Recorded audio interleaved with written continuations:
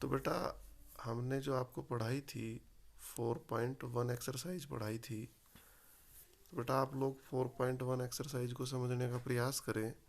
आप लोगों को सबसे पहले सिखाया था कि बिंदु क्या होता है। तो बेटा बिंदु क्या होता था, अगर आप किसी प्रकार का कोई कहीं रख दो तो वहाँ एक छेद जैसा हो जाता है, वो बिंदु होता है। रेखा आपको बताई थी जिसका कोई अंत नहीं होता, दोनों तरफ तीर के निशान लगे हुए होते हैं। ठीक है बेटा, एक बार रिवीजन जैसा हो रहा है। फिर आपको रेखा के साथ साथ रेखाखंड बताया था। रेखाखंड में क्या बताया था बच्चों? रेखाखंड में ये था कि जिसमें दोनों तरफ कोई तीर के निशान ना हो, यानी जिसकी लंबाई निर्धारित हो। उसके बाद किरण बताई थी। किरण में क्या बेटा, एक तरफ तीर का निशान, यानी ये नहीं पता कहाँ तक जा रही, और प्रारंभिक बिंदु जिसमें होता था। तो बेटा अब उसी चीज़ों को स्मरण करते हुए 4.1 एक्सरसाइज में तुम्हें पढ़ाने जा रहा हूँ। देखो बच्चों, 4.1 एक्सरसाइज में सबसे पहले जो दिया है इसने, क्या दिया है? संलग्न आकृति का प्रयोग करके निम्न के नाम लिखिए। ए 5 बिंदु। तो बेटा 5 बिंदु आप देखो चित्र में है, सबको दिखाई दे रहा होगा चित्र वीडियो में। सी भी बिंदु है, बी भी बिंदु है, ओ भी बिंदु है, ई भी बिंदु है, डी भी बिंदु है। तो आंसर हो गया आपका। तो बेटा इस तब संभव है जब आपकी थ्योरी क्लियर होगी। उसके बाद इसने कहा एक रेखा। तो बेटा एक रेखा कौन सी हो सकती है यहाँ सी?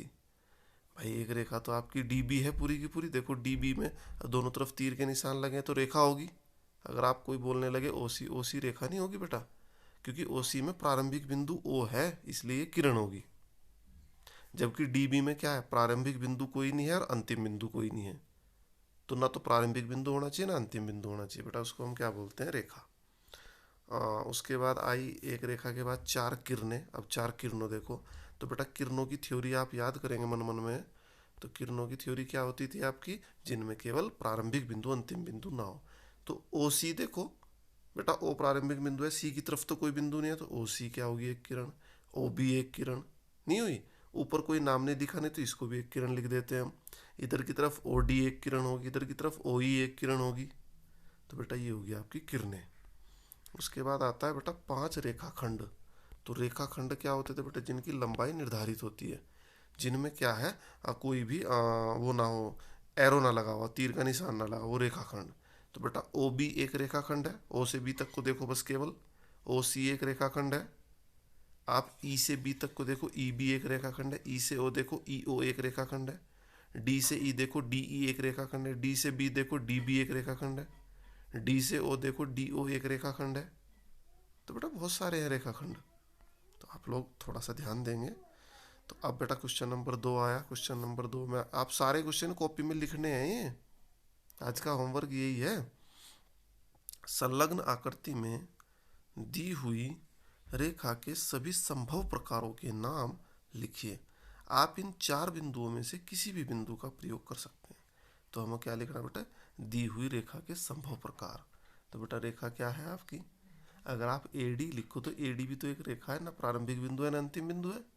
अगर आप ए बी को देखो तो ए की तरफ को भी प्रारंभिक बिंदु नहीं है, बी की तरफ को भी प्रारंभिक बिंदु है, तो ए बी भी एक रेखा हो सकती है, ए सी भी एक रेखा हो सकती है, ए डी भी एक रेखा हो सकती है, बी सी भी एक रेखा हो सकती है, बी डी भी एक रेखा हो सकती है। और सबके ऊपर आप तीर जैसा बना देंगे। जैसे कल बताया था ना रेखा, आपकी सी बी अगर कोई रेखा है तो सी बी के ऊपर आप तीर जैसा बना देंगे।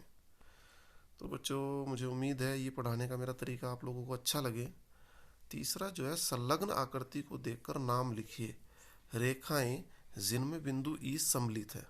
तो बेटा हमें रेखाएं बताने जिनमें बिंदु ई सम्मिलित है। तो बेटा ई सम्मिलित में जो रेखा है, सबसे पहले तो ए ई रेखा ही होगी। देखो कितनी लंबी रेखा है ए ई, दोनों तरफ एरो के निशान है। उसके बाद ई एफ एक रेखा है पूरी की पूरी।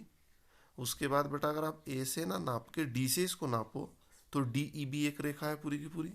बी ई बी एक रेखा है पूरी की पूरी। ए ई बी एक रेखा है पूरी की पूरी। सब में ई आ रहा, तो ई एक रेखा होगी आपकी। उसके बाद ए से होकर जाने वाली रेखा। तो बेटा ए से होकर जाने वाली रेखा केवल कितनी है? ये देखो ए से होकर जाने वाली, ये तो होने की नहीं सी ओ, ना ये होने की ई एफ। तो ए से होकर जाने वाली कौन सी हुई? ए ई, या फिर ए बी, या फिर ए डी। ये होगी ए से होकर जाने वाली रेखा। तो जहां भी आप रेखा लिखेंगे सबके ऊपर क्या बनाएंगे? एक एरो का निशान, दोनों तरफ को तीर के निशान।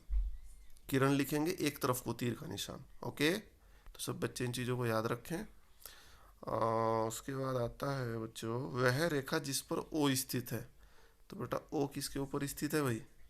भाई ई एफ रेखा के ऊपर ही तो ओ स्थित है। नहीं नहीं, ओ तो बेटा इधर है, इधर है, ओ इसका नहीं है, ये है आपका सीओ रेखा। सीओ रेखा के ऊपर क्या है? ओ स्थित है आपका। उसके बाद बच्चों आता है प्रतिच्छेदी रेखाओं के दो युग्म। तो बेटा प्रतिच्छेदी रेखाओं के दो युग्म ढूंढो आप। एक तो आपकी सीओ रेखा होगी और इधर ए ई रेखा होगी, दोनों प्रतिच्छेदी। भाई प्रतिच्छेदी कौन सी लिखवाई थी आपको कल? जिन बच्चों ने पढ़ा होगा उनकी समझ आ रहा होगा।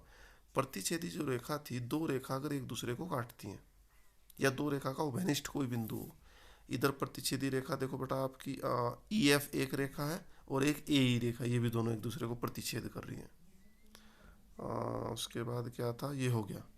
उसके बाद बेटा चौथा, मेरे हिसाब से 4 तक के क्वेश्चन आज आपको लिख के दिखाने हैं, मुझे फोटो भेजने हैं। निम्नलिखित से होकर कितनी रेखाएं खींची जा सकती हैं? एक बिंदु। तो बेटा एक बिंदु से तो आप कितनी रेखा खींच दो भाई? अगर आप एक बिंदु देखें, देखो आप तीसरे का जो चित्र बना है इसको देखो आप। मान लो एक बिंदु बी है, तो बी से आप कितनी रेखा खींच लो? एक इधर को खींची आपने, एक इधर को खींची, और भी यहाँ खींच सकती थी, तो अनंत रेखाएं जितनी मर्जी आप खींचो। लेकिन फिर इसने क्या कहा कि दो बिंदु से होकर जाने वाली कितनी रेखाएं खींची जा सकती हैं? तो बेटा इसी चित्र को देखो आप। मान लो दो बिंदु आपने ए ई ले लिया, तो ए ई से होकर एक ही तो रेखा जा रही है, ए ई से होकर और तो नहीं जा सकती, तो केवल एक रेखा। तो बेटा मुझे उम्मीद है कि ये तरीका तुम्हारी समझ में आया होगा आज का। तो मैं उम्मीद करता हूँ बेटा कि सभी बच्चे आज मुझे होमवर्क करके भेजेंगे। 4.1 एक्सरसाइज है, 4 तक के क्वेश्चन करा दे कल बेटा, इसके हम करेंगे 5-6। हाँ लेकिन बेटा थ्योरी जरूर पक्की करके लाना आप सब लोग।